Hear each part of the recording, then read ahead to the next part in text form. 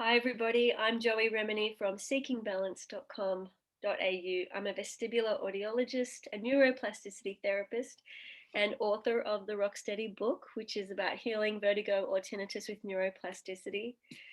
And our first print run has gone, and we have a new print run being organized. And so while people are waiting for the second round of books to come through, I thought I would interview people who have had a really positive experience and had some kind of impact in reading the book, because I wanted to bring that human experience. So the Rocksteady book is about how to move through chronic and complex, difficult, invisible symptoms, chronic dizziness, chronic sounds or noises in the ears, tinnitus, any form of vertigo, which is that not quite right feeling, disembodied, spacious, astronauty. These are invisible symptoms that can literally destroy a person's life because they're very difficult to understand. They're difficult to explain. Sometimes all of our medical results come out normal, or there's no clear path forwards for a diagnosis or a treatment. So people can feel really hopeless, helpless, powerless, lost, and it can just ruin our lives. So I was very motivated to write this book so people had an educational platform to learn about what's going on in the brain, what's going on in the ears, what's going on in the eyes, and what's the physical, mental, emotional, spiritual kind of interaction. What's the process of healing? Why are some people healing beautifully and recovering 100% and bouncing? Why are other people not healing at all and deteriorating and getting worse? And why are some people plateauing and never quite feeling right, but maybe they sit at that 70 to 80% normal range? So it's a very interesting phenomena. All humans are different, and neuroplasticity kind of explains why we might deteriorate and why we might really find our power and heal. And someone who I want to introduce you to today is from the UK, and her name is Jan. And I have actually had the pleasure of interacting with Jan in a few sessions. So I'm excited to catch up and see how you're going. So welcome to the call, Jan. Thank you very much. Pleasure to be here. Yeah, and thanks for getting up nice and early. I know the time zone's a bit tough. Yeah. It's very early here. Yeah, so it's Mm, really beautiful to connect with you again. And mm. I would just love to hear, how did this book touch you? Share personally for us. Yeah, the book, because I did the Rocksteady program and I just couldn't wait to, I just love books anyway, but I couldn't wait to have this companion by my side, almost well, it's by my bed all the time. And the anticipation of you writing it was quite a build up and it was amazing. So it's been a really lovely backup for me. Absolutely amazing. And do you want to Yeah. just share a little bit about, I hear you and I get it because I also love books, and there's a real, it's very dynamic to be part of an online program, where there's lots of things to click and listen to and peer Mm, support groups, but it's also overwhelming and there's a lot of information everywhere. Whereas when you have a book, it's in one place and it's really yes. tangible and we can hold it and we can refer to it. And there's a real simplicity that's nourishing. So I Yes. understand what you mean by it's nice to have the book to hold, but I'm curious, how did the book kind of perhaps help you better encapsulate and summarize the complexity of everything you were implementing from the online program? Because the book really offers a totally different thing. Do you Yeah. want to share with the listeners, what did the book give you and bring you, and how do you actually use it? Yeah, the book gave me, instead of having to click, as you say, and I'm not a mad fan on the internet, to be honest. I'd rather really be personal with somebody or read a book, because the book felt very personal. Mm. It felt like you just wrote it for me. So I went back to home practices, especially, um, and it went deeper. It allowed me to go deeper into the tools I already had learnt. Um, it just gave me more in-depth knowledge of what you'd already taught us, from the group and from the lesson. Everything I'd learned, this just felt so much more personal to me. Mm. Mm. um, I just learned so much more from the book. It was amazing. Yeah, I Give have a, depth into how the brain works and how the neuroplasticity works. It just went that much. It just almost clicked. It's like, oh yes, that's it. Amazing. I yeah, know it works because it's worked for me. But this just completely cemented it. Yeah. It was like the icing on the cake. It was amazing. It is Totally. amazing. And I actually had another male client, actually also from the UK, and he emailed me randomly one day saying, "Oh my God, your program like changed my life. I'm back. However, reading your Mm, book was next level. The book really just took all the information and made it like, wow, there it is." And I think that's also neuroplasticity in and of itself, because when we take things in different ways, like sometimes we're watching, sometimes we're listening, sometimes mm, we're reading, sometimes we're closing our eyes and doing an embodiment body scan or some kind of embodiment practice. mm, That's all the different neural pathways actually repeating the same message until finally one day we're like, okay, now I get it. And they are very subtle messages. And there's a mm. bit of a paradox at play in many ways too, in terms of, well, I can't force it and I can't push it, but I have to at least have enough effort to allow it. So Yes. it is a very enigmatic trial and error process that's super personal for every person.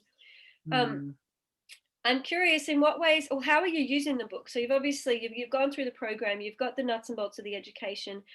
yeah. um, when I was writing the book, I kind of wanted the book to feel like it was someone's friend, and that they could just refer to it in those little moments of need and flick through a page. And that was definitely my intention. I wanted it to have a nurturing Yeah. um, feel to it. How are you finding you're using it now in your ongoing life? So before when I had the Rocksteady program, well, I still have got the Rocksteady program always, but instead of clicking on a lesson or something that I needed to listen to, or a questions and answers or a podcast, I now flick through and it's almost like I go to the page that I need. It's just divine timing. Oh, look, oh yes, it's a nice, lovely reminder. And then my neurons, I can feel them going, da, da, da, da, da. Yeah, And there it is. Oh yes, of course, that's what I need to know now. Yes, that's the reminder I needed. And off I go. yeah, and It's often, yeah. yeah, it's just I mean, I often say that actually, and some people are like, "Oh my God, I don't know." So, some personalities, they like to have step one followed by step two Mm, followed by step three, which the program deliberately does not offer. It's more mm, feel into what you need and yeah, and try and see if you can begin to form that relationship of listening and responding in real time, instead of externally dictating a prescription of this, then that, then this. yeah. So while we're learning, or what, sometimes we find it difficult as human beings to listen and respond to the body. It just feels Mm, too much. And in mm, those moments, I say to my clients, well, why not just tap into that spiritual trust of click on anything and trust that there'll be something that you need to hear in that random thing that you've clicked, whether it's a video, an audio, a PDF. And that same applies for the book. It's almost like flick to a random page and mm, trust that there'll be some little sentence that really lands for you in this moment. And it gives you that little piece of reassurance to quell the doubt and to help you move forwards with new action, with new mm. um, with something to implement. And I think that's the richness of neuroplasticity. It's not just learning. It's definitely not just theory. I've done the university and I've experienced neuroscience. It's not that. Mm, It's not theory. It's how do I really close my eyes and feel it and sense it and engage with that neural pattern and that neural pathway, and then have choice in it. Do I want that, mm. or do I want to move in another direction? Can you give us any examples of how some of this self-study, self-learning, self-knowing Yeah, process? you've said the word a few times, trust. Yeah. And for me, I use this book not just for my not quite rights, not just for anything. I use it for everything. I use it for everyday life. I use it for if I'm feeling something that's nothing to do with tinnitus and vertigo. I use it for absolutely everything. The book is not just for that for me. So it, it just literally, I as you say, I open a page, there's a situation going on, because everyday life is busy, and I need the neuroplasticity. I just tap into it. If my body's asking for something, I know exactly what it needs now, Yeah. and that's what it's given me. And that's what the book, if I'm not quite sure, I just need to close my eyes and just open it up, and I think, oh yes, of course. um um, Things like if there's something wrong with me, if I've got, say, a bit of a headache or anything that in my body that's not quite right, the book helps for that as well. It really does. I just use it for everything because it applies to neuroplasticity, which helps me in my everyday life.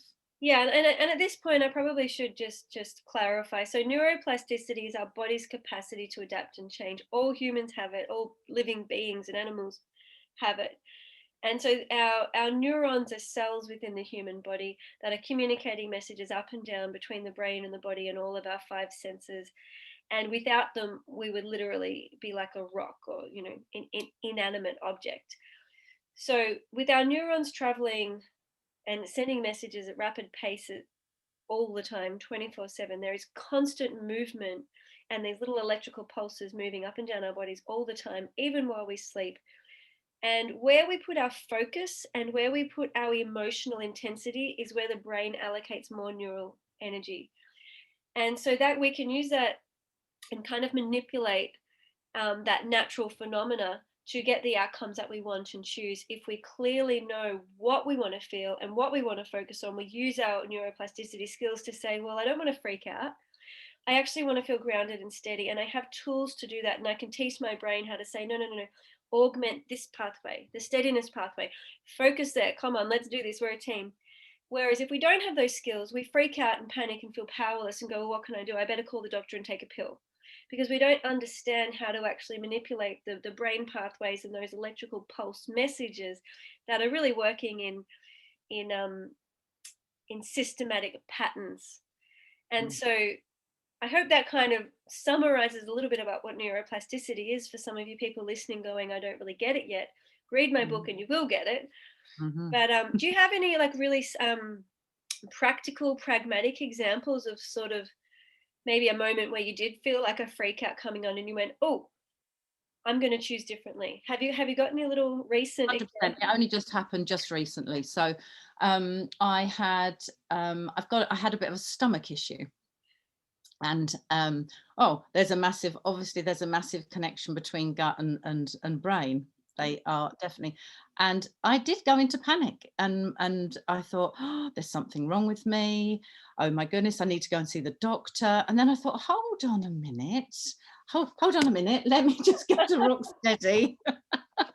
And I calmed myself down, and I listened to the connection between my stomach, what my body was trying to tell me, and what I needed to do for that.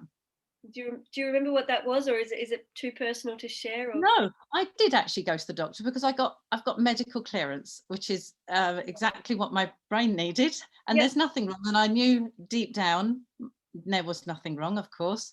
And I've just adjusted it accordingly. I've adjusted my food, I've adjusted less stress.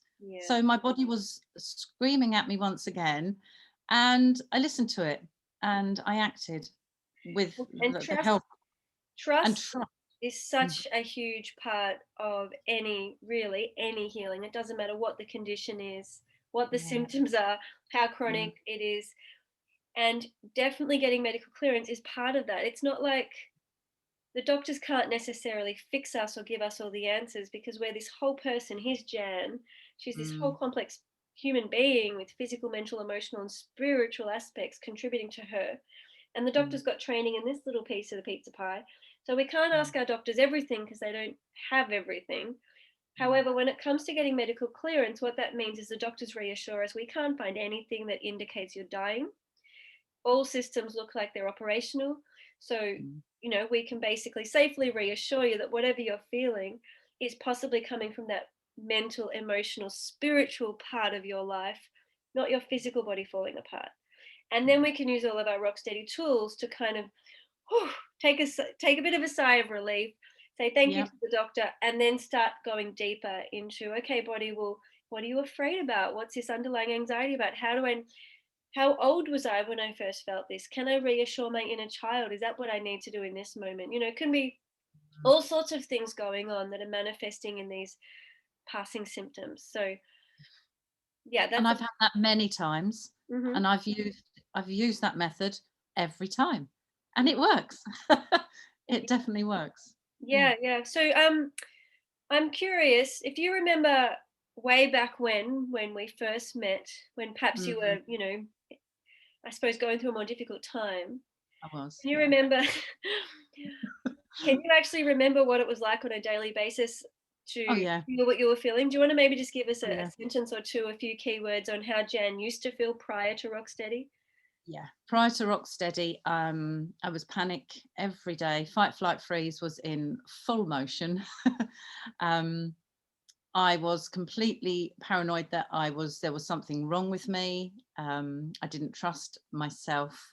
That was a massive one for me. Hmm. Um, I didn't listen to my body. I had a mind, body, spirit connection, but none of it was together. I realized I'm very holistic. 'Cause it's what I do for a living, but it wasn't together. So that's the bit that was missing. That was it basically. And the Rocksteady program helped me to connect everything together and listen. Yeah. It's just amazing. I remember how it felt. I don't really want to remember, but I do remember. But I'm not scared of it. If it came back tomorrow, I'd know what to do. I'd know exactly what to do because I have And this massive toolbox. yeah, and it's not fun when our senses start playing tricks on us and we don't feel steady in our feet or in our bodies, and it's not fun at all, but it's very reassuring. I mean, in Mm, our Facebook group, in our Rocksteady community, we're seeing time and time again people are healing. They are finding strategies and ways. It's almost mm, like we're tricking the brain, really. We're teaching the brain how to prioritize certain neural pathways, which are our desired feelings, which I think we go into in the book as early as chapter 1 and 2. And the yeah. book guides you how to identify what you want to feel, and then it guides you through ways to figure out, well, how do I generate that neural pathway? How do I cultivate it? How do I Mm, stimulate it? How do I support it? Because mm, if I'm stuck worrying about what I don't want and mhm, trying to get rid of what I don't want, all the mm, brain hears is we'll focus on that thing you don't want, whether it's the vertigo, the dizziness, the tinnitus, the anxiety, the depression, the isolation, all of that. They're all neural pathways represented in the neural patterns somewhere in our body, head to toe. And the more we mm, worry about them, that is a form of focus and attention. And the brain just says, oh, Joey's super interested in her tinnitus and vertigo. She's really worried about it. There's high emotional intensity. So I'm going to help her out. I'll give her more. I'll give her mm. more neurons for dizziness, more neurons for tinnitus, and I'll make sure she can really study it with ease because she's focused on it. She clearly wants it, Mm. right? So we have to Yeah. go, okay, well, that's not what I want to teach my brain. I need to teach my brain what I really want to feel, which is my desired sensations and desired neural pathways and patterns. Getting Mm, clear on that process and how to connect with feeling calm, feeling confident, feeling relaxed, feeling ease, feeling trust, all of these things takes time, takes trial and error, and it takes a real clarity of mind mm, because it's not something an external expert can mm. prescribe or put on you. It's not Mm, like people come and see me and they say, right, you need to feel grounded. This is what you got to do. See you later. I ask them, what would you like to feel?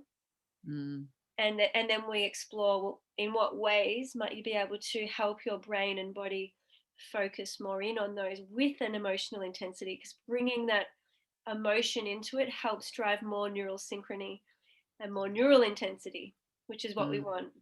mm. So it's very exciting. And the word I wanted to how you were saying, like, you had the mind body spirit connection, it was a big part of your life, and you took a holistic approach, but it wasn't together. The missing No. word there is integrated, and it's Yes. about the neuroplasticity integrates everything physically, what we're feeling emotionally, what we're Mm, what we're sensing, and how we're responding to ourselves and to our environment mentally, what thoughts, doubts, and fears and ideas and beliefs we're harboring, and how they're impacting the physical, emotional.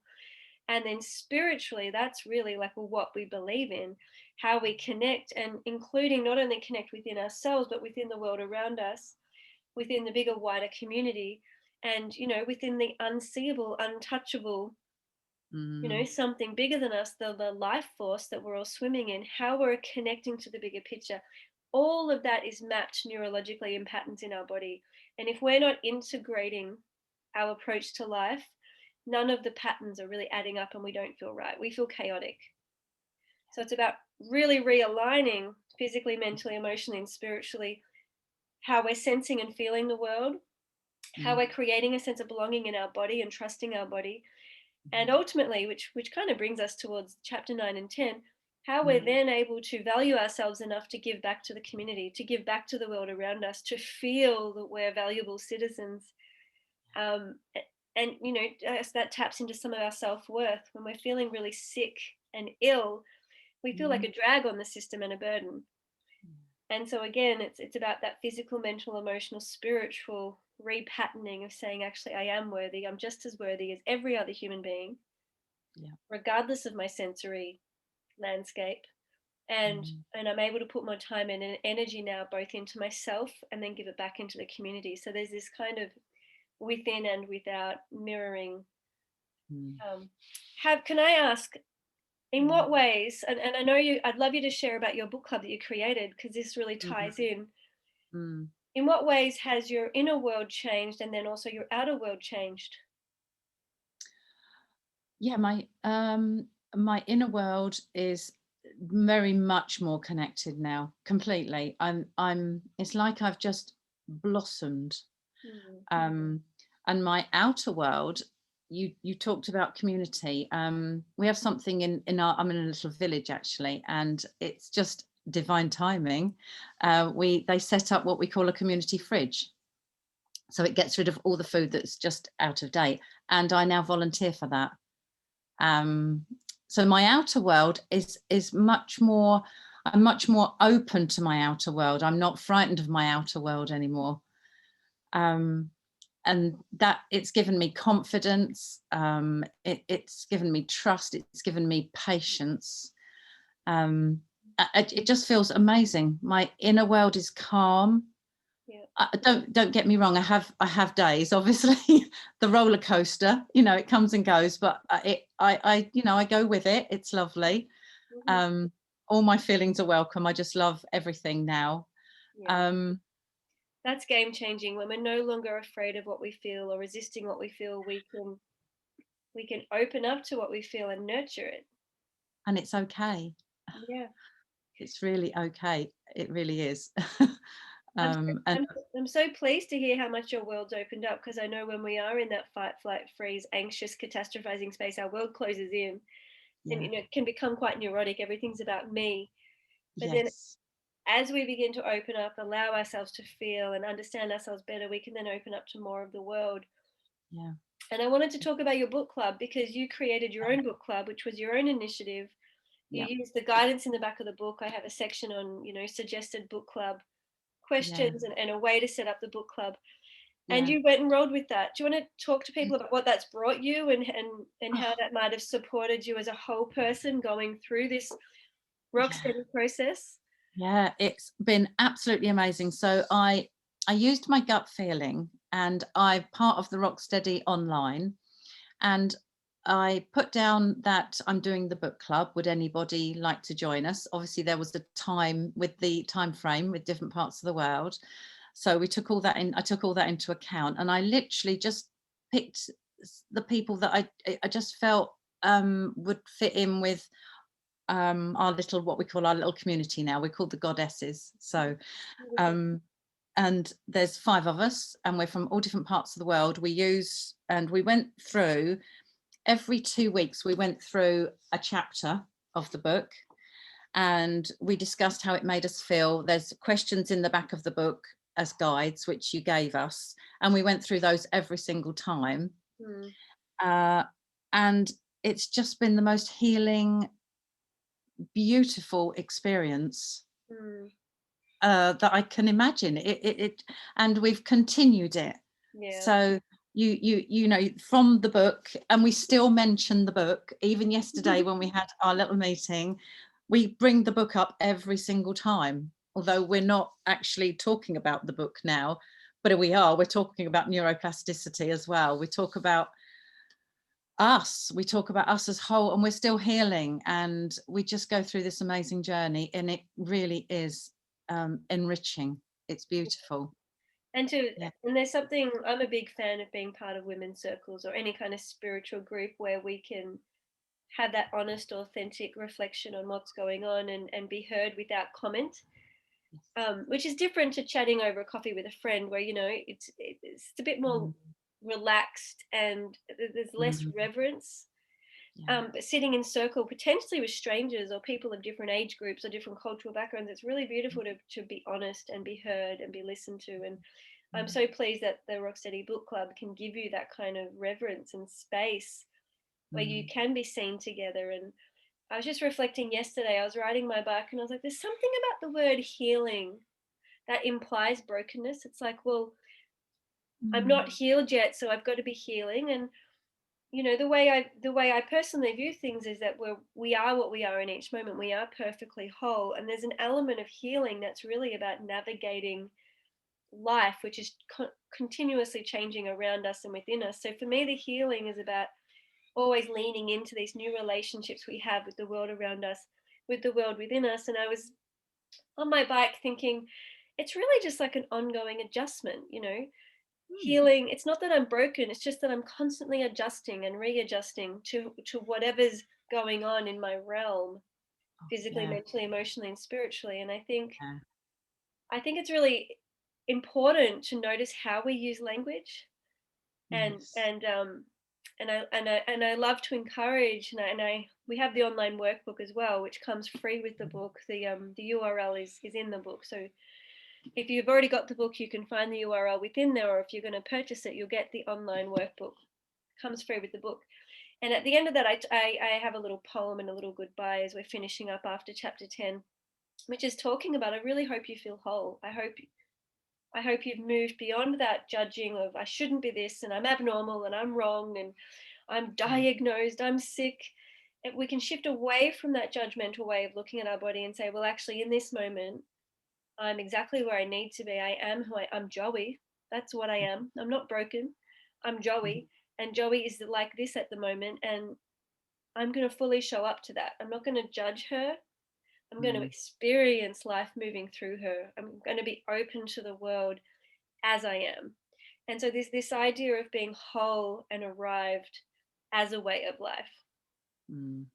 So it really is it's a beautiful ongoing conversation that never ends. And I hope your book club has a really long life and lots of rich conversations. Oh, I think it will be. I think it will. Yeah. Yeah. Every time we finish it, we book another one in, and it's just amazing. We all look forward to it. We can be our authentic selves. There's no judgment. Everything is, and there's a lovely inner support there. Yeah. Um, it's lovely. Yeah, it's Well, very nurturing. congratulations for making that initiative. And for those of you listening, if you already have the book, or if you're in the process and you feel like, oh, I want a book club like Jan, you can actually just jump on my Facebook group, Rocksteady for Vertigo and Tinnitus. Again, it's free to the public, it's open to the public, and it's a healing focused space. And you could pop in a post about wanting to start a book club and let everybody know what time zone you're in, and you could do what Jan's done and start your own book club. I'd highly encourage that, definitely. Mm, definitely. Jan, any passing words? Do you want to hold up your book and maybe let the listeners have it? If you could distill it down to your favorite, sounds like it's about trusting yourself. Do you want to give us a little pearl of wisdom of something you've really taken on since engaging, with the Rocksteady book? Yeah, definitely. 100% trust yourself. Um, for me, it's finding your desired feelings Mm, and really finding that little nugget, even if it's the tiniest nugget. yeah. Um, on an hourly basis, really, I do it, to be honest. Um, I'm my own best friend, I'm my own best teacher. If I need to ask any questions, I ask myself. Mm-hmm. Um, Patience and divine timing. They're my keys, I think. They're what I live by. And my Yeah. rock book, of course. Yeah, and I Yeah, can I can yeah. relate to a lot of what you've said in my own personal journey too. It sort of got to Mm, a point where I was exhausted mm, finding that expert and feeling like I had to go out here, and then it suddenly was like, hang on a minute, Joey, what do you need? I'm just gonna let's yeah. do this. Let's go in. But there's also an element of holding the unknown that I found really important for my Mm, my healing process.